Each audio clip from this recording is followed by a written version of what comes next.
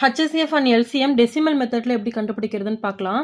இது நார்மலாக எப்படி போடுவாங்கன்னா, இப்போ பாயிண்ட்டுக்கு அப்புறம் எத்தனை நம்பர் இருக்கோ அத்தனை 10, இப்போ 1 இருந்துச்சுன்னா 10ஆல, 2 நம்பர் இருந்துச்சுன்னா 100ஆல மல்டிபிள் பண்ணுவாங்க.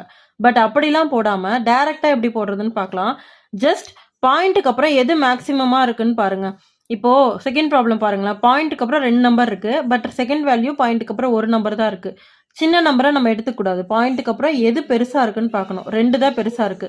ஒருவேளை 3 நம்பர் இருந்தா 3ன்னு எடுத்துக்கணும். ஜஸ்ட் இங்க எல்லாமே பாயிண்ட்டுக்கு அப்புறம் 1 நம்பர் தான் இருக்கு ஃபர்ஸ்ட் ப்ராப்ளத்துல.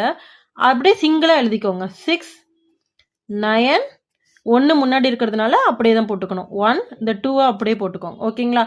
இப்போ ஒருவேளை இந்த இடத்துல 2 1 இருந்துச்சுன்னா எல்லாமே இப்போ 6ன்றது 60, 9ன்றது 90, இதை 1 2 2 அந்த மாதிரி எழுதிக்கணும். ஓகேங்களா? இப்போ HCF ஃபைண்ட் பண்ணோம்னா ஆல்ரெடி நான் வீடியோவில் போட்டிருக்கேன், ஷார்ட்கட் இருக்கு, பார்த்துக்கோங்க. டிஃப்ரென்ஸ் ஃபைண்ட் பண்ணும். இதில் என்ன வரும்? 3. இதுக்கு என்ன கிடைக்கும்? 3. இந்த கிடைக்கிற நம்பர் வந்து எல்லா நம்பரையும் டிவைட் பண்ணுதான்னு பார்க்கணும். அவ்வளோதான் HCF. 3ன்றது எல்லாத்தையுமே டிவைட் பண்ணும். அப்போ 3ன்றது தான் HCF. இங்கே நம்ம பாயிண்ட்டை விட்டுட்டு எழுதுறதுனால அப்படியே பாயிண்ட்டை போட்டு எழுதிக்கணும். அவ்வளோதான். அப்போ ஆன்சர் என்னது? B is the correct answer. இப்போ செகண்ட் ப்ராப்ளம் பாருங்களேன், உங்களுக்கு ஈஸியாக புரியும். பாயிண்ட்டுக்கு அப்புறம் 2 நம்பர் இருக்கிறதுனா பெருசு. அப்போ என்ன பண்ணும்?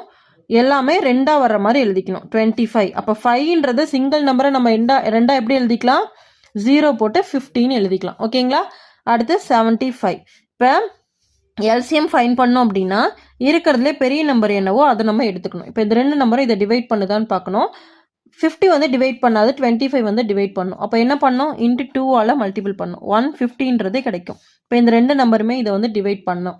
அப்போ நம்ம இதை அப்படியே எப்படி எழுதிக்கணும் அப்படின்னா, 2 நம்பராக பார்த்தோம் இல்லையா? அப்போ 2 நம்பருக்கு முன்னாடி பாயிண்ட் வர மாதிரி எழுதிக்கணும். ஜஸ்ட் 1.50. இந்த 0 போட்டாலும் ஒன்று தான், போடாட்டி ஒன்று தான். அப்போ ஆன்சர் என்னது?